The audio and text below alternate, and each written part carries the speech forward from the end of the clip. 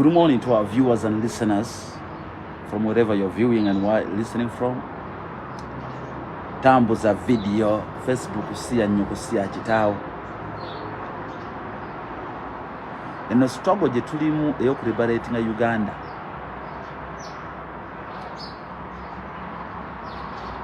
I come in with a very strong teaching because, as I always mention, that the ignorance of my people in Uganda makes them understand what they shouldn't understand. The ignorance of my people in Uganda makes them understand what they shouldn't be understanding.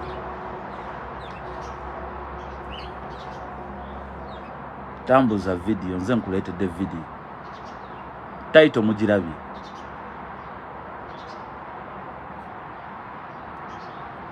Walk the video, share the video. Information is power. It's a struggle to liberate the country, Uganda, from the hands of the juntas who captured the country since 1986. They captured 85, they came into power 86. How many years are those? Tambuza video. Tambuza video, Facebook, siya nyoko, siya chitao, bombo clat. Tambuza video, kulika abantu nsanvu sanga shares 10 webuza, what are others doing there? Bombo clat push, welcome once again. Tambuza video.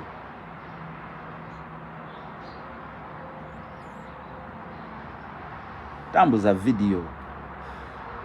Brenda Jambo Senior. Teach them people then. You know what I say?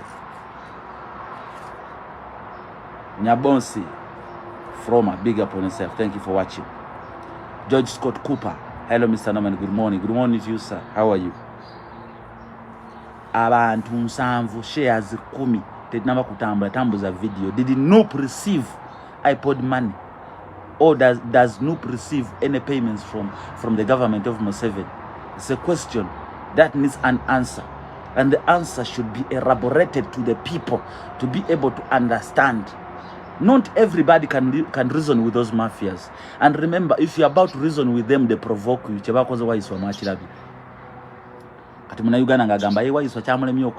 is true. Because of the intimidation. And you know, they frustrate you, they oppress you. You know what I'm saying? They provoke you.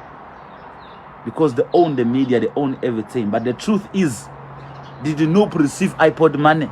I'm here to answer you. Sina bwentia sagala kumanya.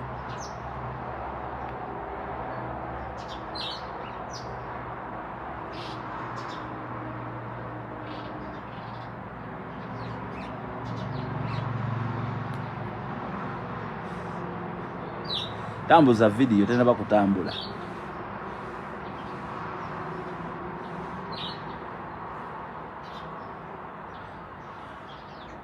Mutebi Geoffrey, live in Saudi Arabia, big up.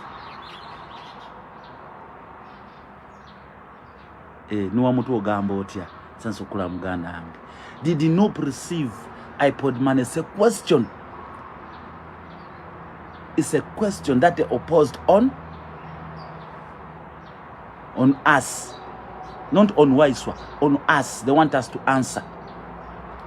According to their reasoning capacity, according to their propaganda, they think that they've gained the momentum to continue convincing Ugandans using that tactic of saying that anti buli afuna sente za Museveni abera mukolera, buli afuna sente za government abera mukolera. But now I told you that the answers needs to be elaborated to the people, because the people of Uganda need elaboration.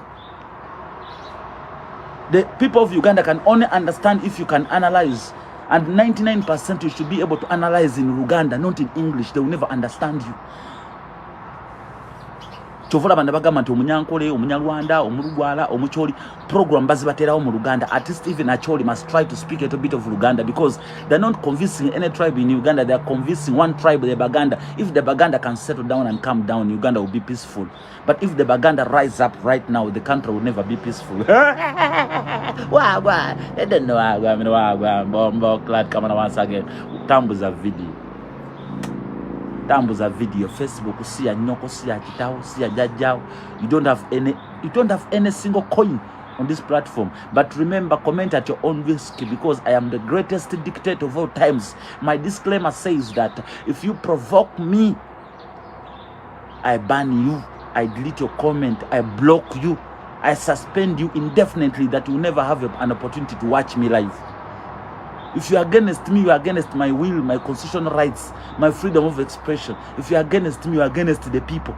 If you are against me, you are against the constitution of Uganda, the rights of the people of Uganda. You are against me, you are against everybody, all of us. So be careful. I am the worst dictator. That is my disclaimer.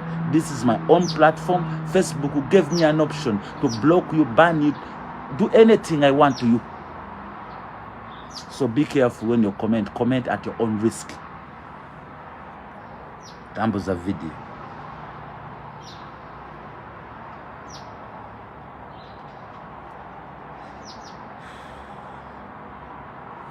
Tambuza video. Nuwa mtu ensanso kulaba wasuzote muganda ngoli bulungi. Big up on yourself. Aisha Mujenyi. Senso kulaba ugambo uta. Sebo Maka, big up on yourself, brother. Yeah, man. Now, the caption is katandike video tandike. Senso kulaba SK Cabs. Naito na sharing a video. George Cooper amazo sharing a video. Tamina kutambuza video. Now, let me tell you something. It needs somebody with common sense. It needs somebody with a thinking knowledge, common sense, to reason with those people. Remember, those people, when they're reasoning with you, they're using what we call psychological torture. Do you understand? Bakosanyochi.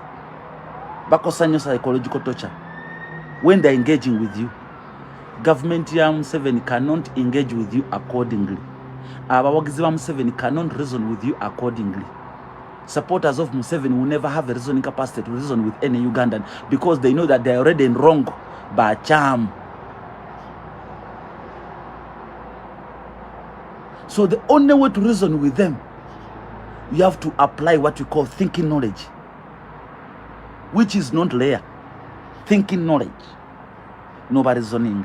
According to their reasoning capacity, it is very easy to convince every Ugandan that there is no opposition in Uganda.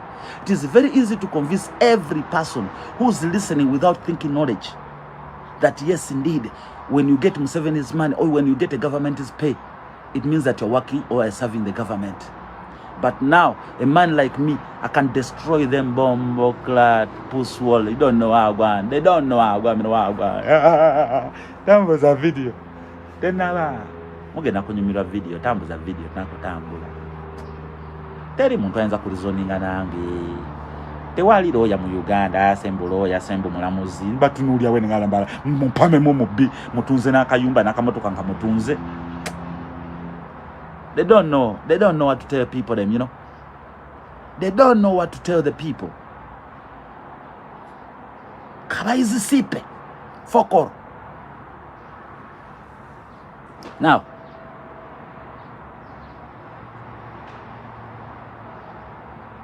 let's continue. Waiswa was intimidated live in the media, what we call the public domain on TV. The topics of the newspapers in Uganda, because Don Wanyama is in the media, they're publishing the video of Waiswa failing to answer the question, of which it was planned that they're going to invite Gashumba, they're going to invite who, they're going to invite who, to be able to question Waiswa Mufumbira if indeed Nup received the money from the government, which is billions they're talking about. Maybe they received it, maybe not. But the question is, did they receive the money? If they received the money, what answer should I give back to the people? That you should come and ask me, I'll answer you right now, because I've got what you call thinking knowledge. I'm genius. Wakuwa mtu isabubi. Mwendo wozako mwekana byo kambi ogere. Mtu isabubi. But freedom fighters, over freedom fighters, you should know the commanders. Mtu isabubi. Nefete tuwanira sente, tuwanira nsi ya fe. I'm not afraid of anybody. Mtu isabubi. kabebere banuwa mutu abo mulaba baogana mubayisa bubi. A reality is a reality. I can speak my mind. I'm the #1 comrade of Noop. I am the #1 comrade of people power. I'm the man who never betray my country. Kubanga Chagulanyi yakoze bwati, kubanga Chagulanyi yakoze bwati, kubanga Noop yakoze bwati. I will never betray my country because I know, yes, indeed, we shall overcome. This will come to an end. Amini's regime went, Obote's regime went, Sekabaka's regime went, Gaddafi's regime went, Saddam's regime went, George Bush's regime went. Everybody, when the Boers in South Africa, the Kaburus, apartheid regime was done, Mugabe left. Yes, indeed, we shall overcome no matter how many years, and we are not going to die tomorrow. No man will never die. Instead, Normans, they will multiply. When I die, many Normans will come out to multiply. If Chagulanyi dies, others they will multiply. You will see many Chagulanyis replacing Chagulanyi. So, let's be realistic. Many people have that thinking, the mentality that yes, indeed, Nupu yafuna send. Of which I cannot deny that. I can tell you yes, bafuna send.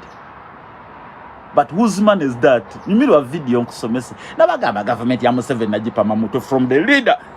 No man na Museveni muzukuru mupama mubwene nga bombo munasomera Harvard University obinyumiza no man mafia can shit in your brain bombo clad. Let's start with an answer. Yes, Noop has been receiving money from the government. And then another question comes, whose money is that? Nesigala azikide sina kabiriti. Eno video jitambuze nsoke nsome sensi. Tambuza video. Mbaragenti obongo tebufanagana. Besigye has been fighting to liberate Uganda, claiming that he's owning FDC, which is also registered as a political party. Tambuza video. Muningana amazite mwagala kutegera. Bombo clat. Besigye has been owning FDC. He has been the president. And FDC, it is one of the most loved parties in Uganda, of which all the people of Uganda registered as FDC members, thinking that it was the only opposition party which was going to overthrow Museveni's regime. Now let me ask you a question. Was Besigye not receiving money for iPods? Was Museveni's MPs not getting paid from the government? Nziramu, party ya Besigye FDC yali receiving a cent. Besigye even went and swore himself in as a president of the Republic of Uganda. They never captured him, they never arrested him for swearing in. He was arrested, charged with some fake cases. Later on, he was released. Is Besigye not receiving money from the government? Is FDC not receiving money from the government? Mau Museveni yamuwa party ya DP. It's a Buganda Kingdom Party, Buganda Nation Party, a democratic party of the Sekabakas. Mau has been saying that Museveni is a dictator, Museveni has committed atrocities, Museveni is this and that. Has Mau been not receiving iPod money from the government? Members of DP are not receiving money from the government. We are having UPC, of which Museveni overthrown their government. They knew Museveni is a dictator. They knew Museveni is committing atrocities, are not dining with Museveni. Is the son of Milton Obote not receiving money from the government? Are the MPs of UPC not receiving money? We have members of parliament from Jema. Is Jema not fighting Museveni? It's not an opposition political party. Are they not receiving money from iPod? Are they not receiving money from the government as MPs and councillors and what? Tambuza video ntandiko kusomesa tandika. Reasoning capacity matters a lot. Let me tell you, my brothers and sisters, even if you go to apply for the job, once you submit your CV, there's some questions that might be asked to be answered. They might question you without looking on your CV. Even if you obtain the passport of United States of Uganda, it does not matter. At the migration entry, they might question you without looking at your passport and ask you your date of birth.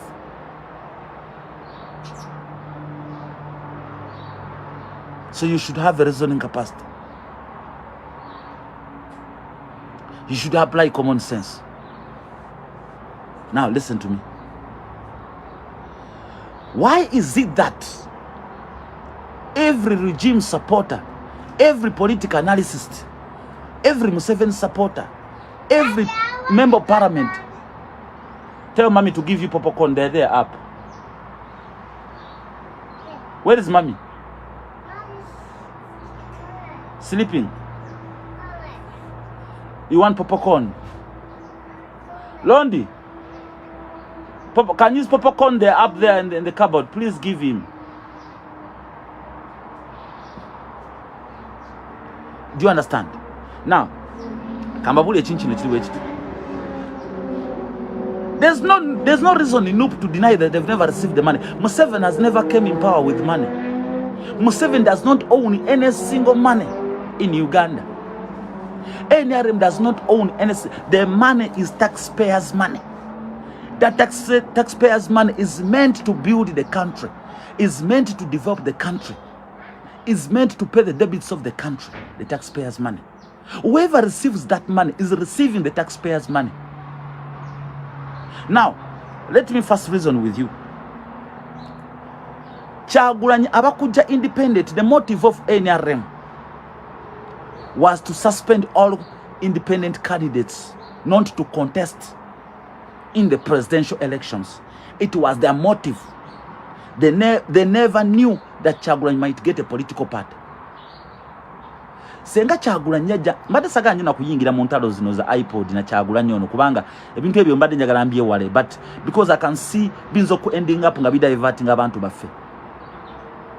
Kyenvudde mbadde sagala biyingiramu batunyigiriza nnyo mwana, tebatulabawo. Ebyo byo mbyogera alaali njababuulira, tebatulabawo ba comrade. Sina gwe ntyanze njogera alaali. They are very greedy somewhere. Then we are not recognized, most of us. Now, yeah, we don't need to be recognized. We want the people to recognize the freedom fighters of Uganda. And everyone who's working to liberate Uganda. If you think that Kyagulanyi is going to recognize you, or Nup is going to recognize you, you're wasting time. Stand up, rise up as one man, one woman, and fight to liberate your country. That is number one.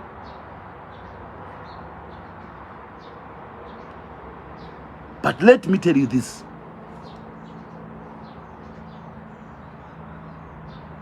Nti, if Kyagulanyi yagezaako okujja nga ali independent, baali bakyetegekedde nga bagenda kugaana ba independent okwesimbawo. Yali motive. Why was it the motive? It is because there is no Muganda that will be allowed in Uganda to contest for presidency.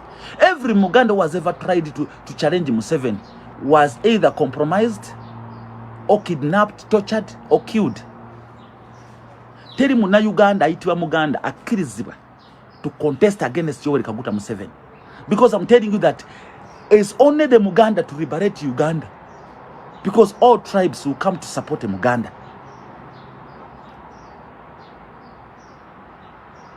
The reason being that other tribes are not oppressed. They are only oppressed because the Baganda oppressed.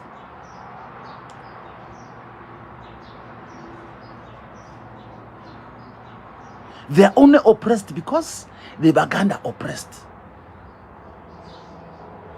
Back in the days, I told you, it was a federal governance of which all the kingdoms used to communicate, sensitize and mobilize, educate and work together. They used to work together. There was no tribalism, there was no nepotism, there was no sectarianism, there was no nothing.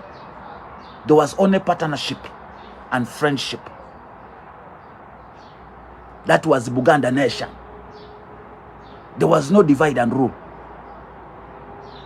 All kingdoms, they were under one kingdom that made them independent.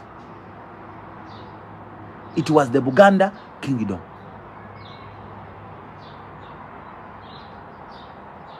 Tambuza video.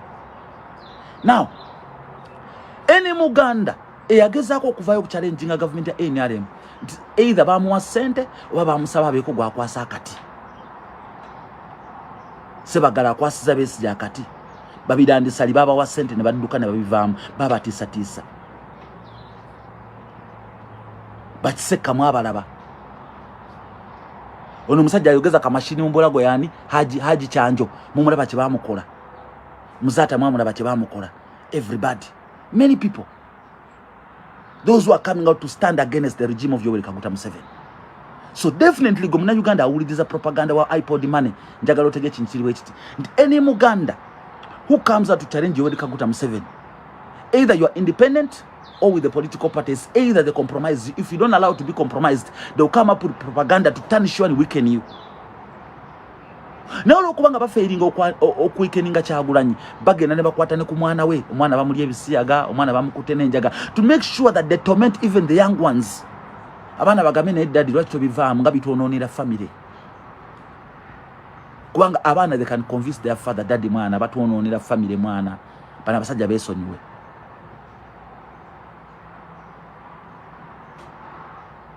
Do you understand?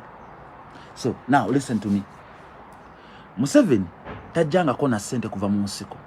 Sente za muna Uganda. Kyagulanyi teyalize independent bayina olukwe lokugana ba independent okwesimbawo. N'abazanya akatiba n'ajja seringa political party. Bali tebayinza gana political parties kwesimba ku Museveni. Kyate kisoboka. Kyovola beera bagezaako nnyo okuleeta oyo mukoddomi wa Museveni okujjoga ngenda mu Nuupu ngenda ku challenginga Kyagulanyi kuba president wa Nuupu ngenda bamuyita ani oyo oya yiwa ebigambo nga generator Andrew Mwenda ngenda gende kamocha ngenda ku challenginga Kyagulanyi kuba they were looking for the way. Bamaliza ne muzeeyi yawayo Nuupu muzeeyi mwennyini bamukutte bamusibye bamukubye biragala bamugambe jayo party bakoze we bati byonna propaganda. But let me tell you something. Yes indeed, Nuupu has to receive iPod money to be able to operate the political party. By no receiving a sentence. By no zikwata kubanga lwaki sente siza Museveni. Ekyatesaawo party nabagamba nti yo party kyagiteesaawo kukunga abantu bonna bamanye nti banne wana wetu ye ambulera wetu tudde ye nyumba wetu sinzira okulwanyisa omusajja. Well and good, they're receiving money and they're eating the money, they're enjoying the money. No problem with that. Nego muna Uganda njaga kugenda ezo sente ezo zolowooza nti gwe tozifunangako. Sisi zakuleta mu struggle. Gobeera mu struggle nga muna Uganda. Nabagamba Kyagulanyi wakera kumacha n'avaawo. Gosigala ojjako Museveni. Kubanga akunyigiriza. Kyagulanyi ne bwekera n'afa. Mwina kulwanyisa kuzaawo ba Kyagulanyi balala. Kyagulanyi ne bamusiba mwina kulwanyisa kuzaawo omusajja agenda. Tamwe mulemi okumalako guno omwaka tegugenda ebintu biganye. Aliko bi sanction bye babagano batera mawuliro babuulira. Aliko bi travel ban ayina ensi gy'atayingira. Kati basaze okulizotinga ku TV okonvinsinga bana Uganda nti Kyagulanyi afuna iPod money, of which it is not a crime. Sente oba bazifuna oba bazikolamu embago oba bazikolamu biki, none of my problem. Etegera nze wange ndi abana bange banyo nawe wo bali agwo kyagala kunula nsi nnungi Uganda. Nawe bere mu nsi eyagaza. Nawe kolofuke nga Kyagulanyi, become a freedom fighter. Sagalo yagale kulya ku maanyi ga Kyagulanyi, nawe erya ku maanyi go nga muna Uganda.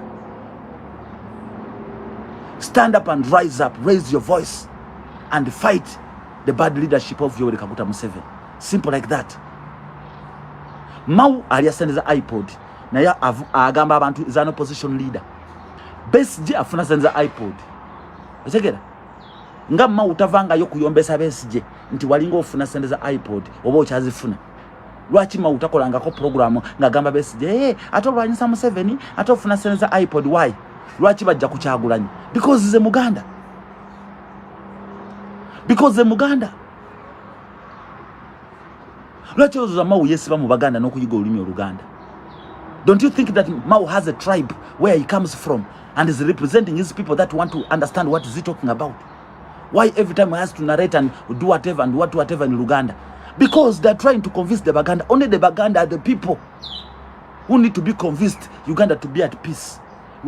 Uganda will never be at peace because that country is not called Uganda. It is called Buganda, and the Buganda people are demanding back their country. Even Muteso knows that that is not Uganda. Only you ignorant people who call it Uganda and even holding a passport of Uganda. We are forced to hold that passport. That passport came on the regime of Milton Obote. Uganda. It was Buganda. It was East African community, then divided. Masegera. I put the money, yes. I put the money, so what? Hey, Bazukola Mwembaga, so what? Whose money is that? Whose money is that? Kolango Mudoriango Mwami. Whose money is that? Sente sata kulimba, Museveni siya inokuwa sende. Sende za government za abantu mwe. Mwebaze nnyo Mukama nti afadhali Kyagulanyi zifunako akatundu kazo. Afadhali yajjayo obutundutundu omusajja aleme kubba sente zaffe. Yajjayo obutundutundu. Hey, naye kazibajjeko ezimu. Sente zammwe, muwa omusolo zammwe. Museveni tajjanga na sente. Ne bwe yajja mu buyinza yeewola mu bawalabu. Sente sizize. Nobody tajjanga na sente wadde amini. Sente za bannayuganda. Kati bw'oyogera 3 point something billion, what is billion? Billion zigula obulamu bw'abantu Museveni basse.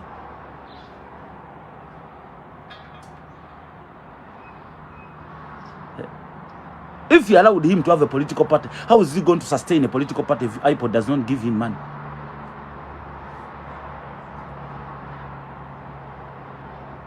Getting Museveni money from the government, does it mean that you are not an opposition leader? Does it mean that you cannot remove Museveni? Yeah? Julius Malema is an opposition leader who wants to remove any regime that comes his way. He's an EFF member. Is fighting ANC, is receiving money from ANC government because the money belongs to the people. Want to get it? Babu Owino is contesting for presidents. What? He's still earning money from Kenya. He earns money from the government. Shangalai was earning money in Zimbabwe, but he wanted to remove Mugabe. He had to sustain his party, MDC. How was he going to sustain the party?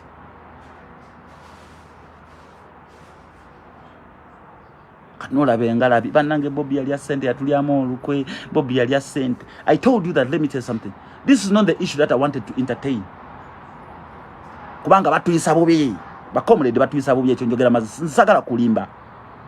Batu sosolamu ebyana n'agaana. Nupu ya sosolamu abantu banja. I'm being honest. Realistic. I'm not afraid of anybody because I buy myself underwear. But let me tell you something.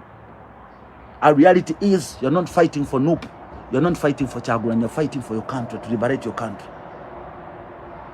The only leader that you trust, the only leader that you hope he will drive Uganda into economic growth and development is Robert Kyagulanyi Ssentamu. So you're fighting your best to remove a dictatorship regime so that you can have a good leader. But you're not fighting nti Kyagulanyi batuka monte bakuwe sente.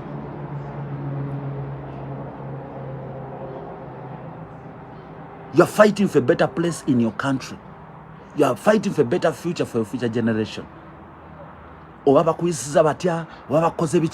Keep fighting because we are going to overcome. Abasajja bagenda mbuwanga nguso ku mulembe gwa Amini bamala ne badde Uganda. Ng'Obote ali mbuyinza. Obote n'agenda mbuwanga nguse bamala ne badda ku mulembe gwa Museveni. Museveni ali mbuyinza. Nakati bali mbuwanga nguse tuli mbuwanga nguse tujja kumala tudde nga Kyagulanyi ali mbuyinza. Banji bagala kudda waka. It is just a matter of time. Time will never lie.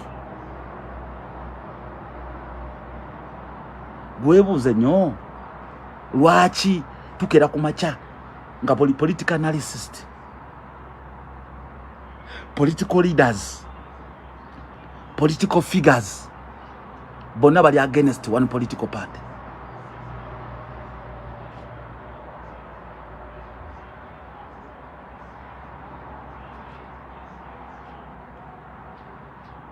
Ndegera. Just hold on. Njaga kuddamu njagala nyo ba bombo clat come on once again. Marvin Kiri agambi gotolina politics gomanyi. Who told you that there is free given money? Seriously, those political parties are all puppets. If you think others or more, you still can mature. Kati ulilo musiru. But there's no free money given to political parties. Onajja tusumbua talina reasoning capacity kamalo mubagirawo. I don't engage with ignorance and idiots. Nze no man is kati no ntandiko mu reasoninga. Ne bona omusomesa tajja kutegera alooza amanyi. Akugaye mbu teri free money given to political parties.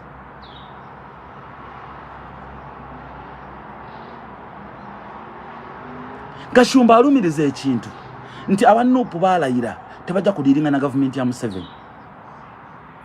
Katika nkubuuze Museveni yabba akalulu, Gashumba tavangayo okuga nti Museveni wabba akalulu.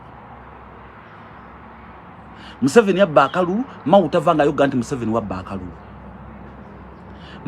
Museveni yabba akalulu, Besigye tavangayo okugamba nti Museveni wabba akalulu ka Bobby. Kakati bwaba nga tewali muntu yenna alwanirira ku liberating Uganda nga Kyagulanyi agirwanirira olugendo lwoka lwasigaza kwe kusigaza political party ambulera wayinza okuteeka abantu abakume baleme kudduka baleme kugwamu maanyi oba osuubira ina kukola kyekiddako.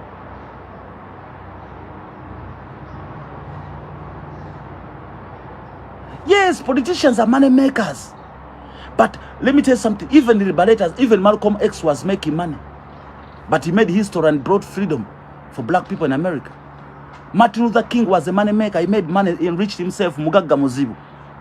Never bearwanirira abamu bakyali mu poverty bavu, but at least by contributing a lot to the freedom of the blacks. Mandela made money, millions in South Africa. Even today, Mandela is celebrated more than even Jesus in the world. Nibobuze China bamanyi Mandela na Yesu bamanyi China. Mandela, apart from Jesus, is the most loved person in the whole universe. Teri muntu ngojeko Yesu Mandela, the most loved person in the whole universe. Paka nsiku gwawo. But Mandela was on money making. Family yenga ganzibu nebe yalwanirira bakyali bavu. But at least they secured freedom for the black people. Okay, eat papa. Kani, it's too hot. You can't sit here. Go inside, boy. Hot, touch. Look, hot. Yeah, go inside, sit with mommy. It's hot, ne? Sit inside with mommy. It's too hot, ne? Yeah, it's very hot, yes. Yeah, tell mommy it's very hot. Do you understand?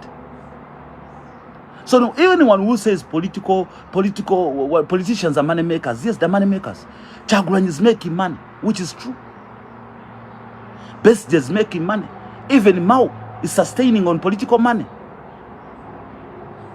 Any business he has, he got money from politics. Even Museveni made money from politics. Even Mohozi, who did not even fight in the war, who was a mere child, who did not understand what was taking even place, was not even within the country, is making money. It is not a crime. Make money when you understand the agenda of liberating the country. Mandela was in jail, he was making money. But he never left the agenda of liberating South Africa. And yes, indeed, he achieved it. Do you understand? Everybody makes money. Go to Agala Center Kubera Burundi. To Agala Center Kubera Burundi. Toza Agala.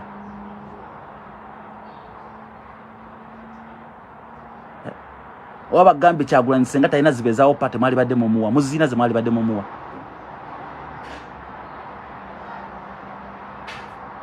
Muzina ze mwali muwadde. Alina bujo one bigger. Muzina.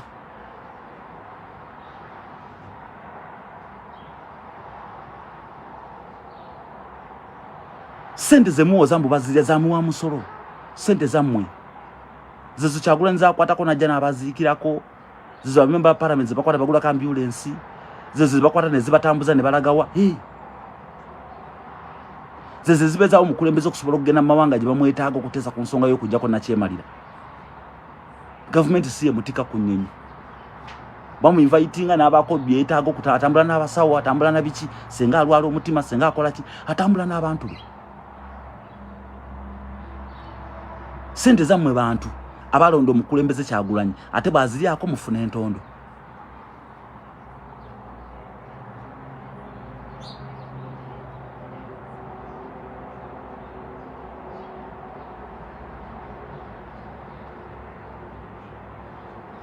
Paulo Musoka abuuzo manjagala nnyo okuddamu abantu there is nothing you can indakomalo muddamu there is nothing you can offer as noob. Then what was the instance of blaming FDC and DP? You would not have blamed, you would have gone ahead as noob to make money than hiding.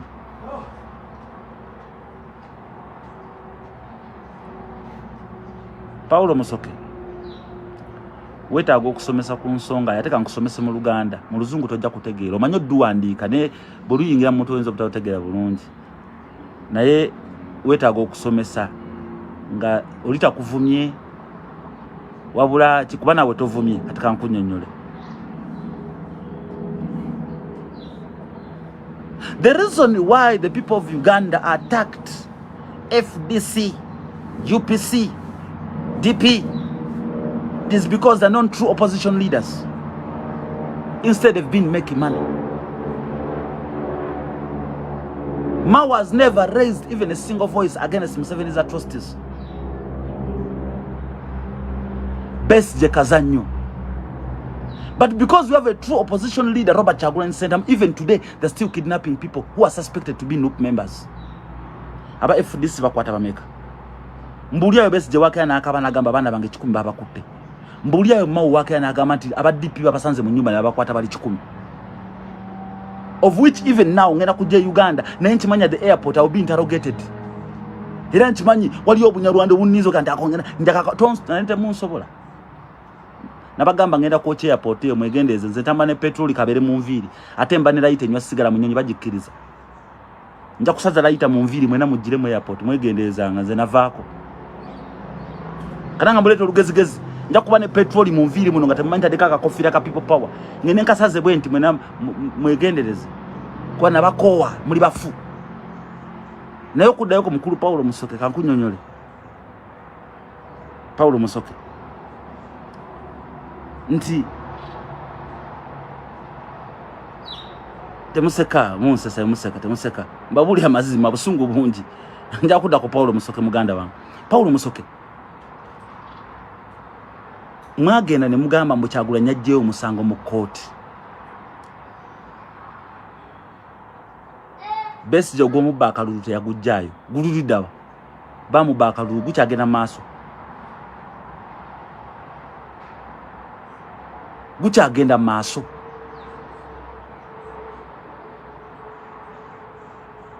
Bumba mulozo gwa Kyagulanyi bwe yajjayo omusango gw'obululu gw'okumubba obululu era najjayo omusango lwaki yajjayo omusango mbabuuza ogwa Besije gukyagenda maaso emirundi emeka nga bamubba akalulu gikyagenda maaso emisango egyo.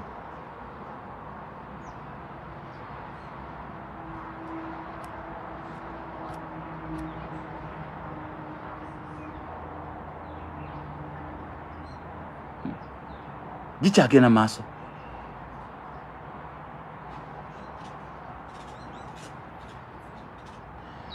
Kakati bogamba ntiri opposition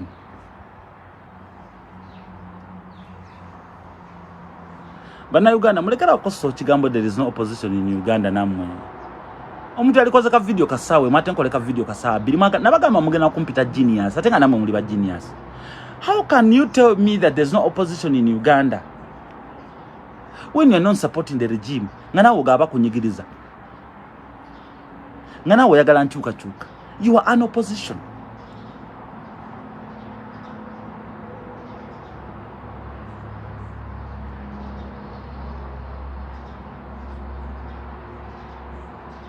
Ungambo What about the opposition in Uganda? Now we are 45 million people or 50 million people. Now whenever got to call you Museveni, to call you and call MB. What does it mean in English? It means that we are opposition. Anybody who's against something, you are opposition. You are against bad governance. You are against a bad teacher. You are against a bad driver. You are against a pirate. You are opposition of the pirate. Opposition means a different direction, in a different position.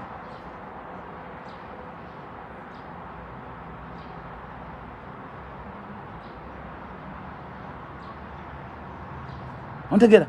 So you cannot wake up and say that you went to school and you're using the word there's no opposition in Uganda. What does opposition mean?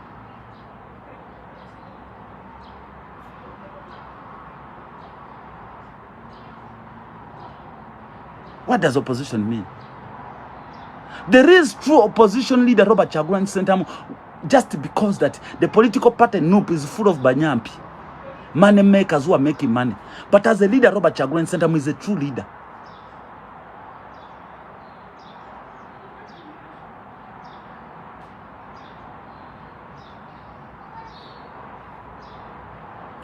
Everyone who's tired of the regime, you're in opposition. Everybody who's against what I'm saying, you are in opposition. Kakati, lwaki munfula genius era no mani banango yomvuka amanyo okwogera ina amanyo kulizoninga nedda. Fena tuli bagezi lwa kwebuza magezi. Fena tubiraba lwa kwati twagala birengera naye nga tubiraba. Tamvuza video nkolezo munoga sigala mbasomesa akasembayo. Kankolezo munoga sigala mbasomesa akasembayo.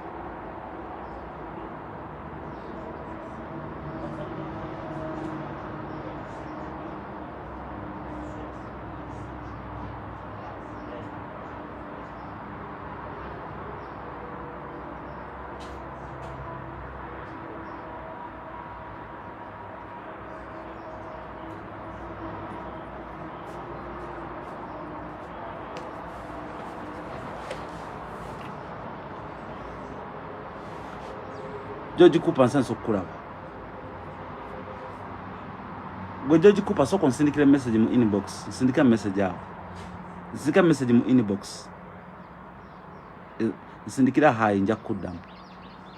Let's continue with the program. Raymond Kyagulanyi, big up on yourself. Let me tell you something. There's a lot need to be analyzed. You will never teach Africans without analyzing. You have to elaborate. Ono propaganda gobale se ku NUP. Tajja kuleka muntu waggulu nga ayimiridde okujjako abo abalina omwoyo gw'eggwanga. Kati propaganda gobale se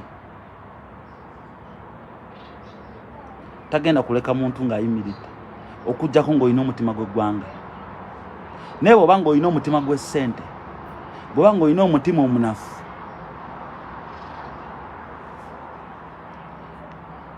Daniel Mutopi big up nkusaside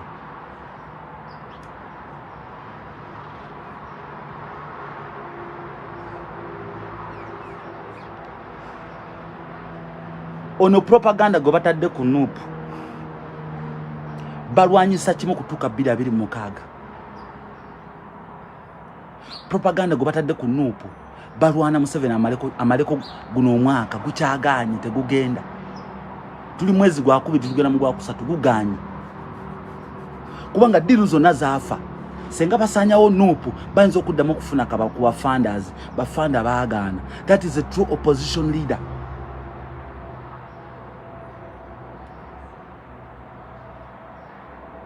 That is a true opposition leader, Robert Kyagulanyi Ssentamu. Naye ekisinga okutta nuupu kiri ekintu kimu. Bagenda ne beerondamu abaana ebyana n'agaana. Ekyensi yonna ekiraba era mukyetegereze nnyo. Kinafuyiza nnyo abavubuka n'abalala abawagizi. Nenze tekinafuyangako kubanga nze ni musajja omuyeekerawo mu nsiko. Era mmanyi obwongo bwa Munnayuganda ebutandika n'ebukoma.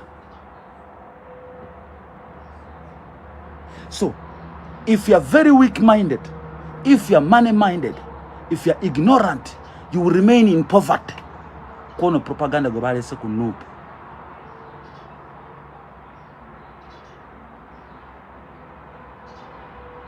You should be able to understand you are not fighting for Bobby Wine. You are fighting for your own country. You are fighting for the better future of your future generation.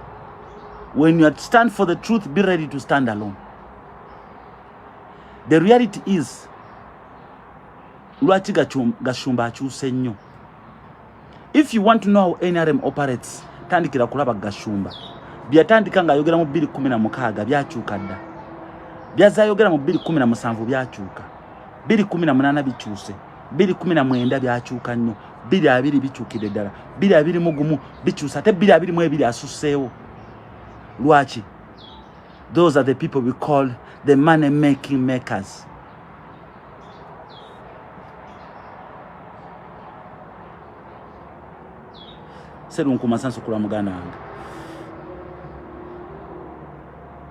Those are the money-making makers.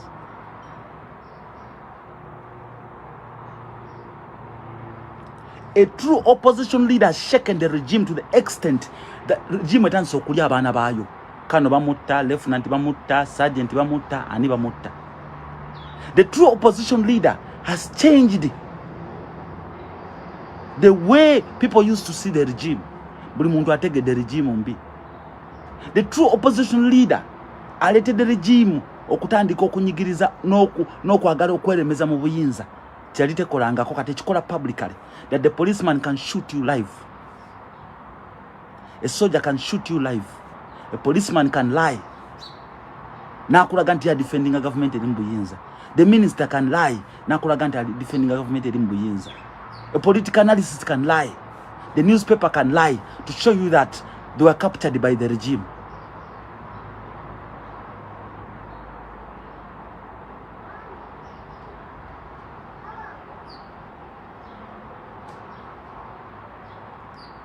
Kupa nsindikira message ngatona bakwera bi. Oba ku Instagram oba wano nsindikira message. Do you understand? Nabagamba abantu nganze Norman senga njagala sente. Nabaganze Norman connection yokufuna kasente ka Museveni nkayina. Kubanga Museveni mubanja. Yakatuwa ko busente butono yesi bufunanga ko kubanga ekika kinene kiri kyabundi yako.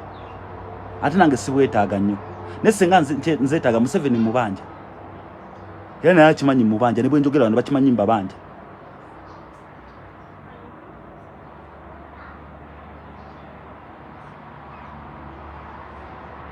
Era nga sirimbye ensi yonna ng'ewulira. Twalina meeting ne Museveni week nga 2 eziwedde emabega n'emyezi 2 egiwedde emabega. Tumubanja.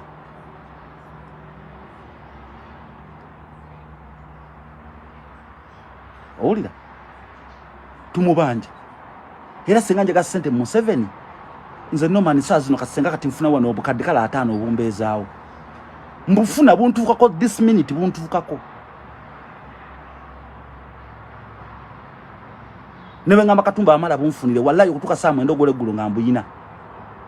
Nebe ngamba bala mbunfune bala mangambo baddo bwetaga tuyya amagezi nembufuna. Nebe ngamba ani nti mbwetaga mbufuna. Echo buli omachi mind sendo zozufuna mu government. Kastoba nga you are ready to turn against the people. Ozifuna. If you are ready to turn against your country and turn against sendo ozifuna. Tamale mirundi tainza gana kwata simu yange ntinze no mani ganja nkwatirawo nga muzee nkoze nti ofuna kasente tujire nange ndi mwavu ambuli echo kola ngaka twaboti gundi omujjukira nti ye kati kube simu wa gundi niwe nkubira salimu sale simu eri wano musimu yanga agikwata if I'm ready to betray my people.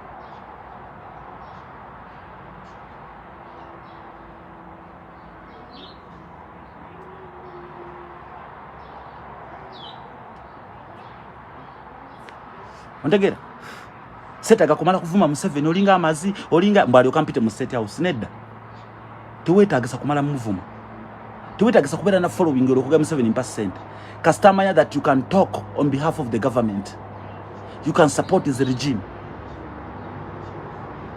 obo ofuna sente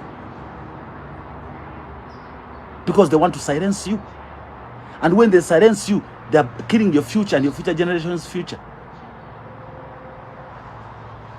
Nibatwala nibyo badde osigaza mu bulamu.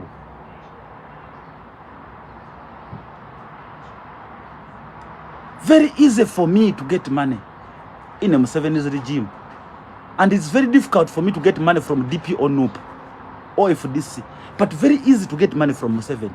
Very easy. It takes me one single call. Kuru kuru kuru. Sale nkoze ntya muzeyi ndi mwavu wano. One single call sale. Setaga kubuza ragadi, setaga kubuza ni one single call salimu sale no mani ganja. Nali okangamba yegwe kati burijo nkurabo orabikoto watuvaamu otekati oli mu kutuvuma tekati kakati ogamba ki nga muzere kale kale kandi mwavugire bwoti. Simple. If you are ready to sell your country, if you are ready to betray your people, if you are ready to turn against the future of your future generation, you can earn a living from any area. Very easy. Tobalinda kukwatira ko yapota tokkirize. Oyina bala bile nga tonna bakujja ne bakuwa kiti bakuwadde. Very easy.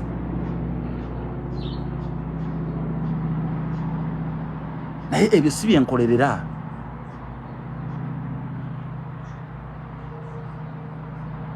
Alina bujjo wano okoze bulungi nnyo okubuuza. Kibi nnyo okusomesa abantu nga tolina solution. Solution eriwo is that whatever they say on TV, whatever they say about your political party support national unity platform, whatever you hear, olina banga ali mu nupu nakugamba nti kitufu Kyagulanyi Museveni yamuwa sente. Njagala omanye nti Kyagulanyi si nanyini Uganda, gwe nanyini Uganda.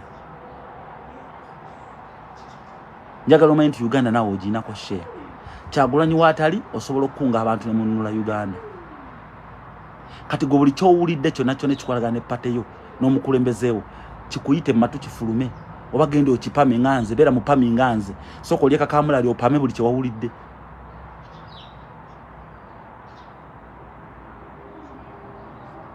Stop understanding propaganda.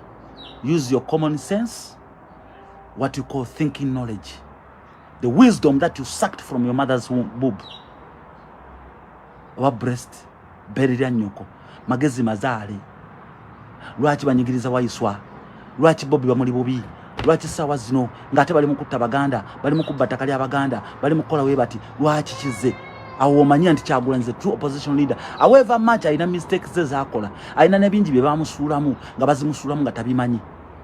Naye bwe yamala obitegeera alabika akyusa mmwe temumanyi. Yamanya nti wano bali bantomeza, wano kyovola mati Bobi Wine bagezzaako nnyo mutomeza. N'olwokubanga aganye okutomera omutwe gunywere ng'ogwendiga, kyovola bakyamuli bubi aganye okutomera. Ate mama Segirinya agenda n'akwata sente za Museveni mwalaali milioni 5 nga Segirinya ali mu kkomera. Chechigana Bobi Wine zikwata mwena nga mulaba.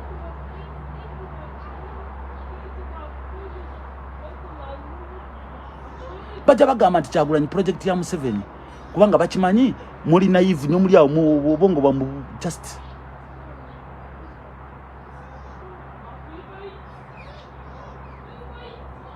ontegera toyina kyoyinza kuŋŋamba nze no matenza kera kumanya no ngamba Kyagulanyi yalidde ssente mba mmanyi azifunye naye ze yafunye za muwa musolo teyafunye za Museveni.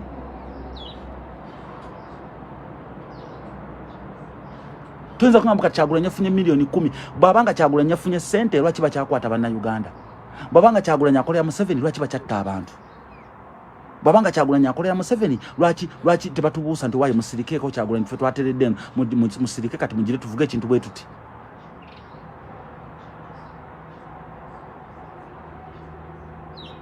Olaja kugamba nedda tebajja babuusa kubanga nti mujja kubuusa abantu. No. Ffe tuyina engeri gye batubuusa mwe tuba twagadde tubuusa. Naffe ne tumanyi engeri gye tuvugamu ekintu. Bali bavuga mu Hozi project of which it will never be there. Nja kujjukiza nti Gaddafi yalina abaana bali educated much more than mutabani wa Museveni mu Hozi. They never became presidents. Mugabe alina abaana nabaga nti abaana ba Mugabe naswanga nabo wane Santoni babeeranga mu apartment. Nakawala akakongo nze nakabawa nakajja mu kirabu kamodoke Kongo kana kamodoke South Africa akakongo. Mama abwe najja nabasanga nako nabakuba emigo nze nakabakwanira. Twali mu reggae night mu baseline nemba waka wala ako. Netuva mu baseline sawa zalinga 5 ezekyo netugera mu kirabu tabwe Santoni. Bone bagamba bakatwala kusula nako waka nembagamba mugende ne basimbule motoka zaabwe ne bagenda. Mama abwe najja nali nyenyonyi nabasanga nako nabakuba emigo nze nakabawa akawala kamoda akakongo. Kaliena nze nakabawa. Kali kagala nnyo reggae night ngira bwe ngenda ku stage kanjagala nnyo kati naye abaana abo kuva le bava wane South Africa baba goba tebaddangamu nakuulikika abaana ba Mugabe tebafukangako nabakulembeze kyali badde nti omwana wa president enkyafuka mu mukulembeze. Obama bwe yavaako mwana we yaddako oba Trump bwe yavaako mwana we yaddako Biden agenda kuvaako mwana we yaddako Mandela bwe yavaako mwana we yaddako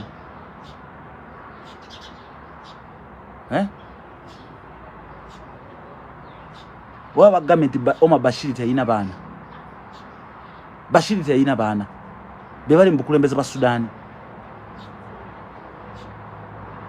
oba Nkurunziza teyina baana be yalimana teyina baana be bali mu nsika balwana.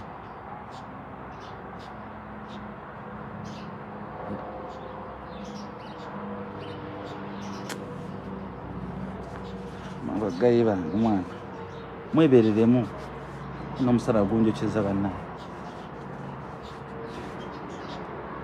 mwebereremu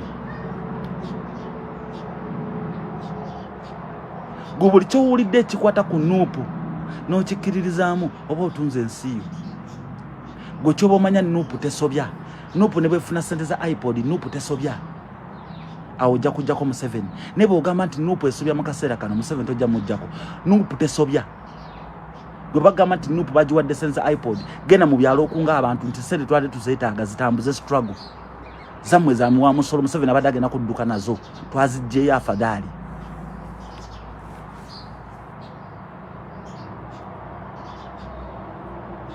Segede yes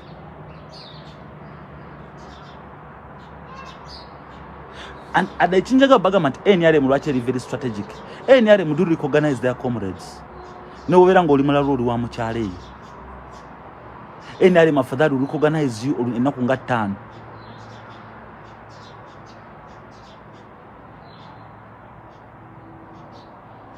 Nekukozesa. Naye kisinga okumalamu abaana amaanyi. Kiri mu Nuupu, mulimu abaana, ebyana n'agaana. That I'm being honest with you. Okusinziira ku information gyenina ekyo nakyo kyongedde ate okunafuya.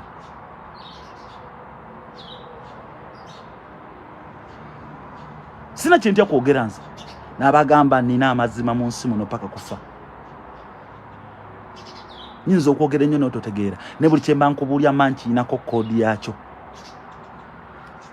ate nawe obeera okiraba lwakubanga oyina okutya kungi oyina akatengo okyo kyogerako ffe tubimanyi.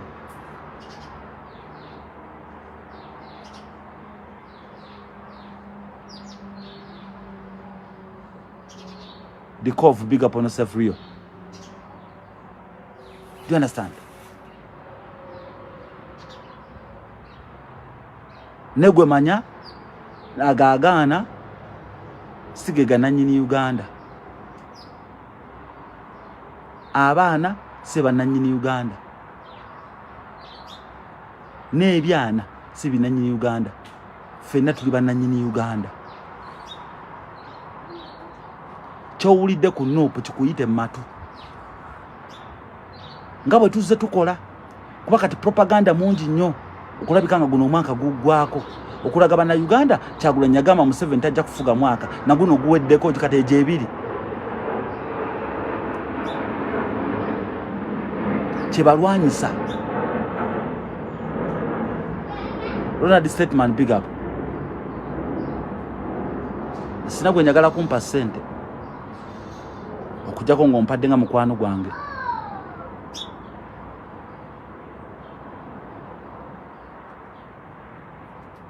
sina gwe njagala kumpa ssente munomani wakabi mu struggle kamuweyo ku ssente tompa okujja nga nze nkusabye nti mpa yakakadde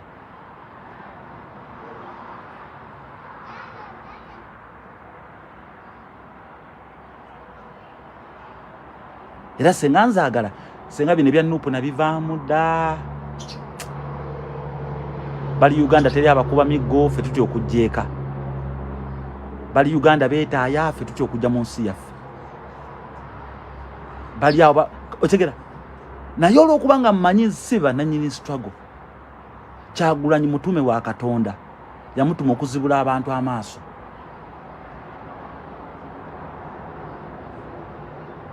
Kyagulanyi yatuzibula amaaso n'atugamba mufuke Bakyagulanyi abangi kati gwe bisigadde tolina ky'oŋŋamba nze Norman tolina ky'ombuulira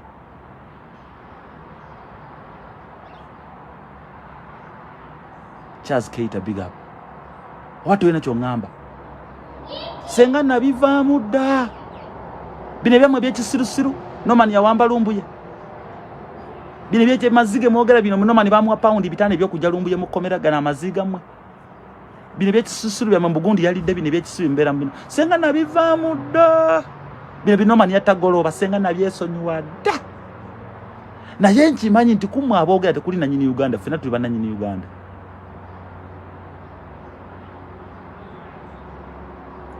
Uganda yaffe ffenna senga Uganda ebeera ennungi amawanga tugakooye nze nkwata family yange aba South Africa ne mbaleta Uganda ne mbatwala waffe ne tulima tulina ettaka ddene nnyeka wempawo wonna wonna mu birombe bya bulooka byaffe byonna ebyo maama wange yabirekera abaana awo wonna ku lukadde kawempe mwenna abakuba bulooka awo ku lukadde waffe mwenna abali ku nnyanja y'Ebuvuma omwalo gwonna ogwo omwalo gw'Ebuvuma gwonna gwange gwa kitange.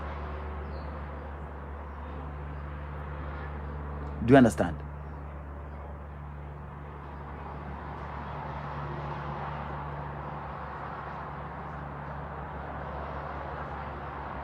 Tom Daniel Mpungu big up on us tofayo muganda wange toli mwavu buno okubanga tolina ssente toli mwavu ojja kufuna oli bulungi tuli babalamu tuli yesanga ntunywa kachai toba abaavu baafa mama wange mwavu muzibu taina kapale ka munda taina kalego mukazi yaliambala akalega takyasiba kaviro mukazi taina mmotoko mukazi yine mmotoka azireka taina ssente zona azireka eno ziyali ayina takyalina wadde ka politike ettaka ate nga alina amataka eka ne eka yalina amataka agakitawo ensibirwa gonna yagayina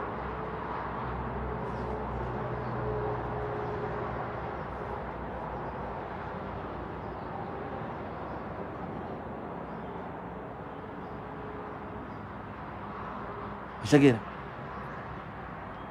toli mwavu embeera ya bujjo yekulimba nti oli mwavu oli mugagga ekyensusso kubanga oyina ekyobugagga ekiyitibwa obulamu. Tomorrow morning you're going to become a leader.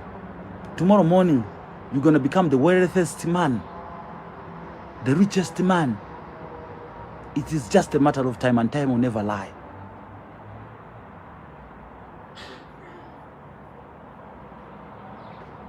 Ojja kutuuka kuba naawe wooli kiringa ekyali ekyekango tomanya nti olituukawo walina essuubi naye nga tomanyi nti essuubi lirituukirira ddi lyatuukirira kati naawe ovaawo ate oyinza okudda mu mbeera embi esingayo naye tetegeeza nti oli mwavu naye ate ekikuzza mu mbeera embi era kyekigenda n'okujja mu mbeera eyo okuzza mu mbeera ennungi.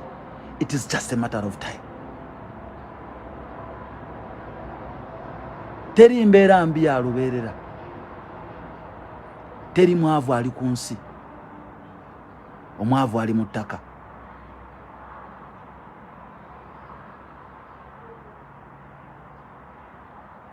omwavu ali mu ttaka.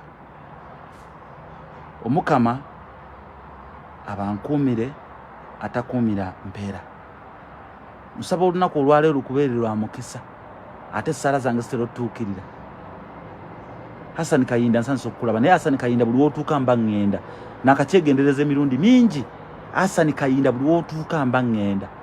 Live zange zonna nkulaba nnyo buli wojja bw'oti mba ŋŋenda.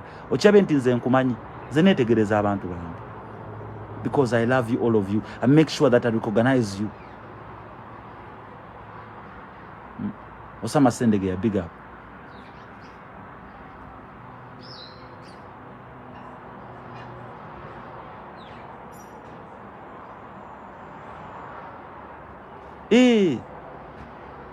Shraifa Ibat bana Uganda tulwawo okupiikinga naye kamberekereze kubanga ngenda kunaabako ngende nnonyize ekigula magala eddiba. George Cooper soko nsindike message awo. Omukama abankuumira atakuumira mpeera. Olunaku olwaleero nsaba lubabeere lwa mukisa. Bw'obanga okkiriza nti nze ni munakyaggwe, nze nva kyaggwe, ndi musajja w'ekiyindi, ndi w'enajja wali waggulu, nze ni musajja muvuma. Nkubuulira amazima, twala essaala yange eno gyekwase, tambula nayo mu mutima. N'olunaku lukubeerere lwa mukisa, oluggyemu amakungula n'ate genda oddizeeko ku banno. Baddizeeyo nga tolina mutima gugamba banampaaki. Baweeyo ebitaano oba biina.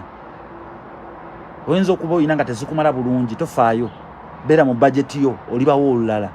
Naye bakusaba baddemu bulungi obagambe siinaamu.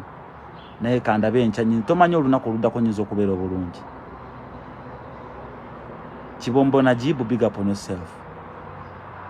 Mukibi Josh abuuza who writes your music. Munange music wange siwandiika.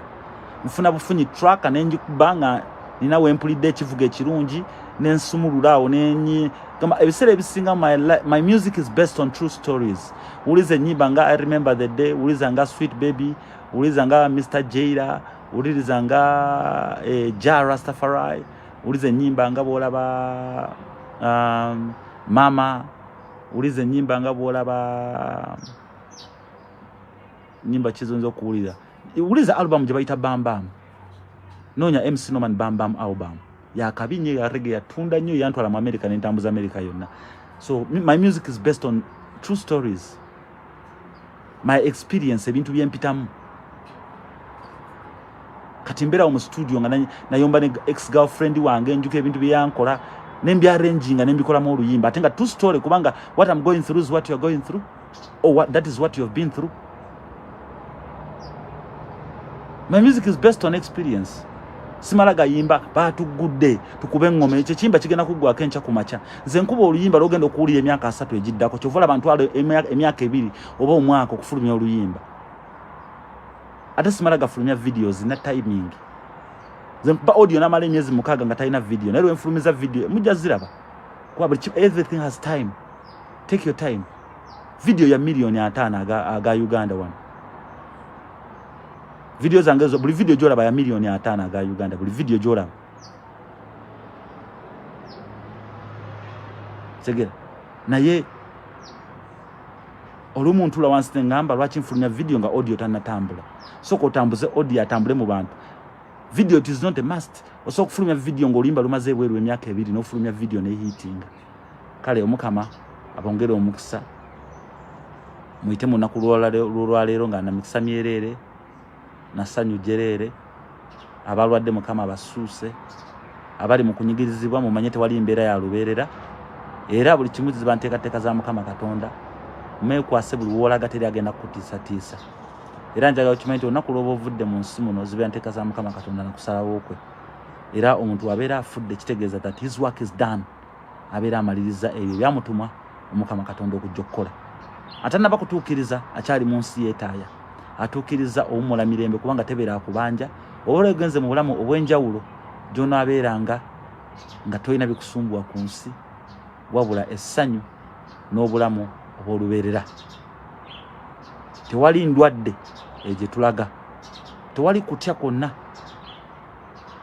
wadde empalana wabula okubeera mu ddundiro ly'omuddo omuto gwe yeeyita omwonoonyi toli mwonoonyi manya nti ezo zonna nteeka za mukama Katonda wabula gezaako nnyo okuyisa abantu banne obulungi olw'ensonga Mukama yakusindika okuzza omukwano mu bantu n'okwongera okutambuza amazima nti ddala yes Omukama Katonda ali mu nze. Senga onnyonnyola abantu nti Mukama Katonda ali mu bo, atambulira mu bo, batambulira mu kifo kya Mukama Katonda mu kifaananyi kye, bajja kubeera abati ab'amazima n'abatuukirivu abatuukiridde. Olw'ensonga Mukama tatondangako muntu mukozi wa nsobi. Buli kyokola ku nsi si nsobi, ntegeka za Mukama Katonda. Nayiga make big up on yourself. Omukama abankuumire salute.